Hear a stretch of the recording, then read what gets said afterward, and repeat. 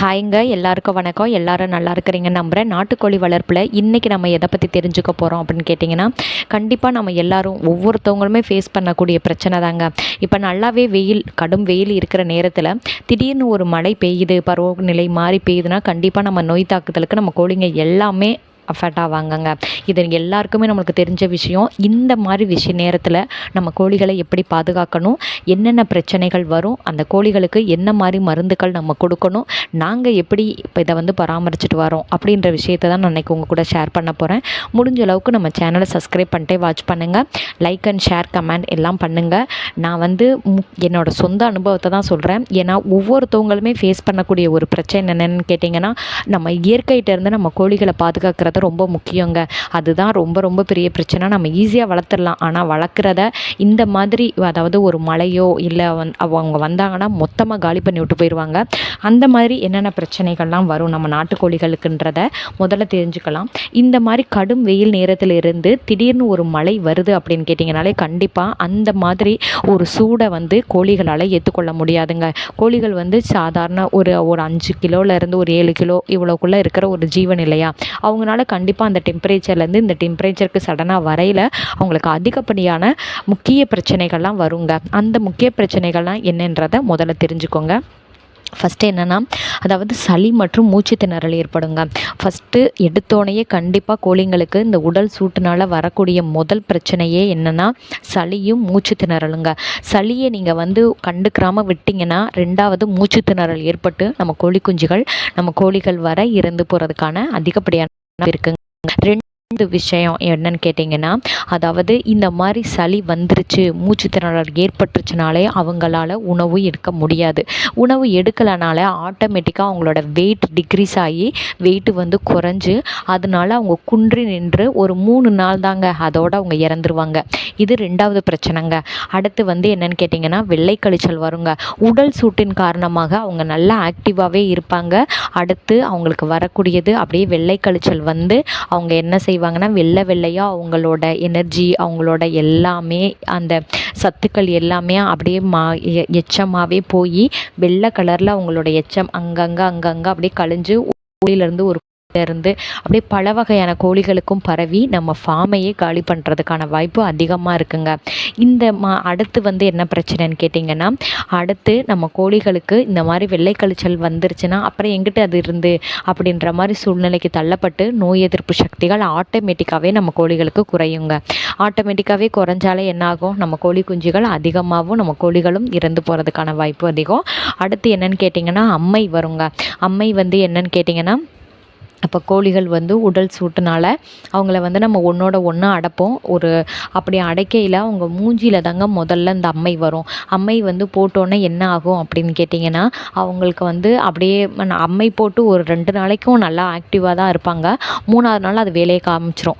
அது என்ன செய்யும்னு கேட்டிங்கன்னா, நம்ம மொத்த ஃபார்ம்லேயுமே அப்படியே மறுக்கல் மாதிரி அது மூஞ்சி, அது இறைய எடுக்கிற இடம், வாய் எல்லாத்துலேயும் போட்டுங்க. அதுக்கடுத்து அதால் அப்படியே 2 நாளைக்கு நல்லாயிருக்கும். 3ஆவது நாள் 4ஆவது நாளில் இறந்து போகிறதுக்கான அதிகப்படியான வாய்ப்புகள் இருக்குது. அடுத்து இப்போ நல்லாவே முட்டை போடுற கோழிகள் இருப்பாங்க இல்லையா, அவங்களுமே இறை எடுக்க முடியாமல் முட்டையோட உற்பத்தி திறனும் குறைஞ்சு அவங்களும் உயிரிழப்பதற்கான அதிக வாய்ப்பு இருக்குது. இது தாங்க இந்த மாதிரி நேரம் வந்துருச்சுனாலே கண்டிப்பாக நம்ம நாட்டுக்கோழிகளை வளர்க்குறது ரொம்ப கஷ்டம்தான். அந்த மாதிரி நேரத்தில் நம்ம என்னென்ன செய்யக்கூடாது, நம்ம எப்படி அதாவது இதிலேருந்து நம்ம கோழிகளை காப்பாற்றணும் அப்படின்ற விஷயத்தை இப்போ தெரிஞ்சுக்கோங்க. இதுக்கு என்னென்னு கேட்டிங்கன்னா, ஃபஸ்ட்டு நீங்கள் தெரிஞ்சுக்கிறக்கூடிய விஷயம் என்ன அப்படின்னு கேட்டிங்கன்னா, கோழிகளுக்கு ரொம்ப குளிர்ந்த மாதிரி நீர்களை இந்த நேரத்தில் நீங்கள் கொடுக்கக்கூடாது. இப்போ கொடுக்குறதுனா இந்த பழக்கழிவுகளை வாங்கி கொடுக்குறது, காய்கறி கழிவுகள் வாங்கி கொடுக்குறது, அடுத்து இந்த மாதிரி கழிவுகளை நீங்கள் மோஸ்ட்லி ஸ்டாப் பண்ணிடுங்க. ஏன்னா வெயில் காலத்தில் நம்ம இதை ஃபாலோ பண்ணியிருப்போம். அதை போட்டால் என்ன ஆகும் அப்படின்னு நீங்கள் நினச்சிடாதீங்க ப்ளீஸ். அது தப்பு தான், அது பண்ண வேணாங்க. ஆனால் அதுக்கு பதிலாக நீங்கள் பச்சை தானியங்களை நீங்கள் தாராளமாக கொடுக்கலாம். அதாவது பச்சை கீரைகள், முருங்கைக்கீரை கொடுக்கலாம், அகத்திக்கீரை கொடுக்கலாங்க. அடுத்து ரெண்டாவது இவங்களுக்கு ரெண்டாவது நீங்கள் என்ன செய்யணும் அப்படின்னு கேட்டிங்கன்னா, இவங்களுக்கு வந்து தண்ணீரை வந்து நீங்கள் காய்ச்சி ஆற வச்சு கொடுங்க. இதை வந்து நீங்கள் மூலிகை தண்ணி மாதிரி கூட ட்ரை பண்ணி கொடுக்கலாங்க. நல்ல ரிசல்ட் இருக்கும். இந்த மூலிகை தண்ணி அப்படின்னாலே எப்படி இருக்கும் அப்படின்னு கேட்டிங்கன்னா, சிறிதளவு மஞ்சள் பொடி, ஜீரகம், மிளகு, குப்பைமேனி இலை, வேப்பிலை. இது வந்து ரொம்ப கூட செலவில்லாத பொருள் தாங்க. இதையும் நீங்கள் வந்து கொடுக்கையில் கண்டிப்பாக நம்ம கோழிகளுக்கு அந்த தண்ணியை அவங்க வந்து டெய்லி குடிக்கிறாங்க அப்படின்னாலே நம்ம கோழிகளை ஆரோக்கியத்தை வளர்க்க முடியும். ஆனால் இதை நீங்கள் வந்து வீடியோ நினச்சி பார்க்காம இதை வந்து நீங்கள் செஞ்சு பார்த்தீங்கனாலே கண்டிப்பாக நீங்கள் ஈஸியாக கோழிங்களை வளர்க்க முடியும். ஏன்னா இந்த மாதிரி நேரத்தில் நம்ம கோழிகளை காப்பாற்றினா மட்டும்தாங்க கோழிகள் நம்மளுக்கு சொந்தமாகும்.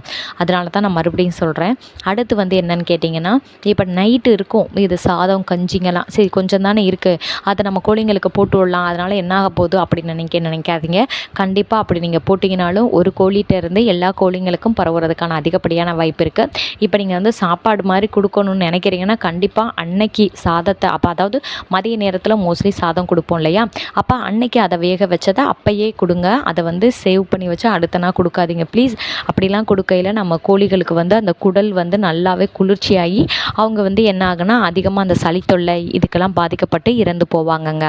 அதனால தான் அந்த விஷயத்த சொல்கிறது. இந்த மாதிரி விஷயத்தெலாம் நீங்கள் தவிர்க்கணும். இன்னொன்று வந்து அவங்க கோழி கூடுகள் அதில் வந்து மழை தண்ணி வந்து உள்ளே வராத மாதிரி பார்த்துக்கோங்க. இரசல் அடித்து உள்ளே கவர்றது அந்த மாதிரி கிச்சன் இல்லாமல் இருந்துச்சுனாலும் நம்ம நாட்டுக்கோழிகளுக்கு வந்து அந்த சளி பிடிக்கிறதுக்கான வாய்ப்புகள் அதிகம். இதனால் கோழிகள் வந்து நோய் தாக்குதலுக்கு உள்ளாகி இறந்து போயிடுவாங்க. அதுவும் ஒருத்தவங்க இறக்க மாட்டாங்க, மொத்த ஃபார்மையும் காலி பண்ணுற அளவுக்கு இது வந்து பல பிரச்சனைகளை கொண்டு வந்த ஒரு மழையால் அதிகப்படியான பிரச்சனைகள்லாம் ஏற்படுங்க. அடுத்து வந்து என்னென்னு கேட்டிங்கன்னா, இதில் வந்து நீங்கள் முக்கியமாக கவனிக்கக்கூடிய விஷயம் என்னென்னு கேட்டிங்கன்னா, அதாவது தீவனங்க. இந்த தீவனம் இந்த மாதிரி டயத்தில் நீங்கள் வந்து மெயின்டைன் பண்ணுறது ரொம்ப ரொம்ப முக்கியம். நீங்கள் வந்து கரெக்டான தீவனத்தை கரெக்டான நேரத்தில், அதாவது இன்னொன்று என்னென்னா, இப்போ மழை வந்து பெய்ய ஆரம்பிச்சிருச்சுனாலே முடிஞ்ச அளவுக்கு நம்ம கோழிகளை வந்து அதாவது வெளியில் வந்து திறந்து விட்டு தீவனம் போடாதீங்க. இப்போ மழை வரப்போகுதுன்ற அறிகுறி நம்மளுக்கு கண்டிப்பாக நம்ம எல்லாருக்குமே தெரியும். அப்படி வந்துருச்சுனாலே முடிஞ்ச அளவுக்கு நம்ம கோழிகளை வந்து நம்மளோட செட்டுக்குள்ளே உள்ளக்க விட்டு நீங்கள் தீவனத்தை போடுறீங்கன்னா நம்ம கோழிகள் ஆட்டோமேட்டிக்காக நலைய மாட்டாங்க. முடிஞ்ச அளவுக்கு மழை நல்லா பேஞ்சு நின்று முடிஞ்சதுக்கப்புறம் நம்ம கோழிகளை திறந்து விடுங்க.